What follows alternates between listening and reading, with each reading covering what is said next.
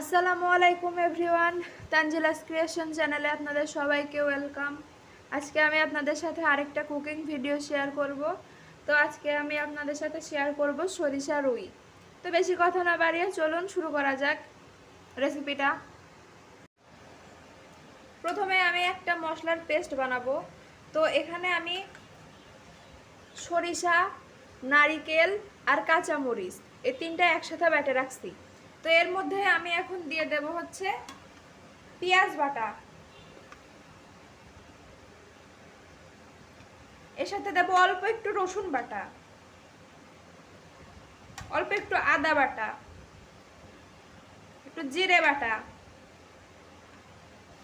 এর সাথে অল্প একটু পানি দিয়ে আমি সুন্দর করে একটা পেস্ট বানায় নেব।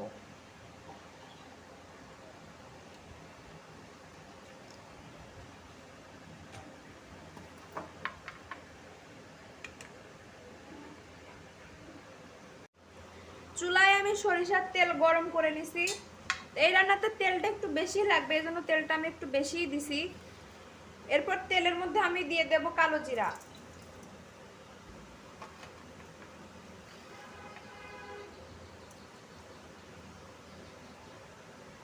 তার সাথে দেব হচ্ছে পেঁয়াজ কুচি,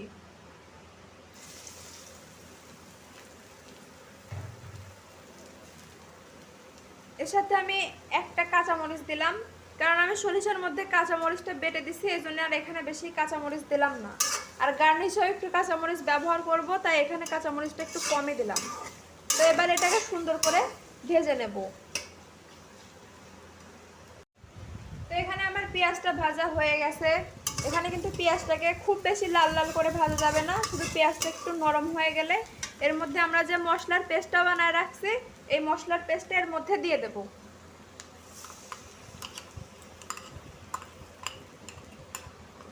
এবারে এটাকে সুন্দর করে কষায় নেব।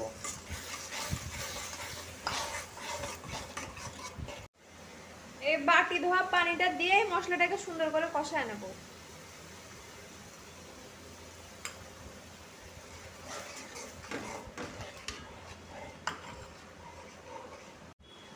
মশলাটাকে কিছুক্ষণ কষায় নিছি, এবার এর মধ্যে লবণ দেব।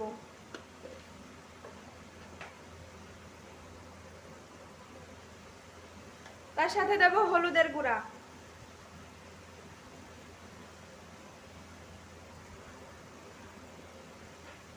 দেব মরিচের গুঁড়া। এবার এগুলোকে সুন্দর করে কষায় নেব।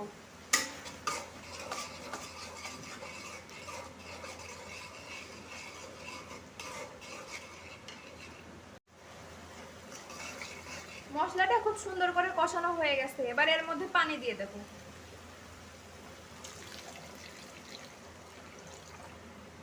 আপনারা যে যতটুকু গ্রেভি রাখতে চান ততটুকু পানি দেবেন।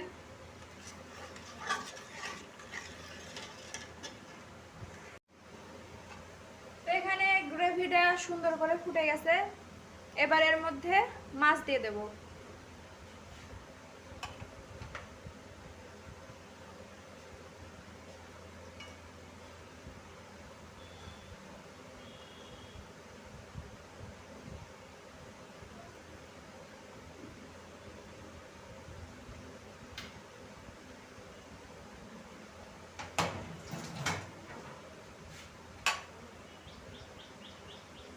মাছ দেওয়ার পর এটাকে আরেকটু ফুটাবো, ফুটায় নামায় নেব। রান্নার শেষে আমি এর মধ্যে আর কিছু আস্ত কাঁচা মরিচ দেব, আর অল্প একটু কাঁচা সরিষার তেল দেব।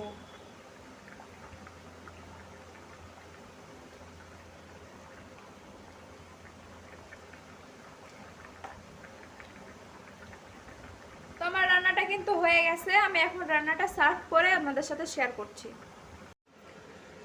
তো আমি মাছটা সার্ভ করে নিছি। আপনাদের রেসিপিটা কেমন লাগলো কমেন্ট করে জানাবেন, ভালো লাগলে লাইক করবেন, কমেন্ট করবেন আর চ্যানেলটি সাবস্ক্রাইব করে পাশে থাকবেন। আজকে ভিডিওটা এখানেই শেষ করছি।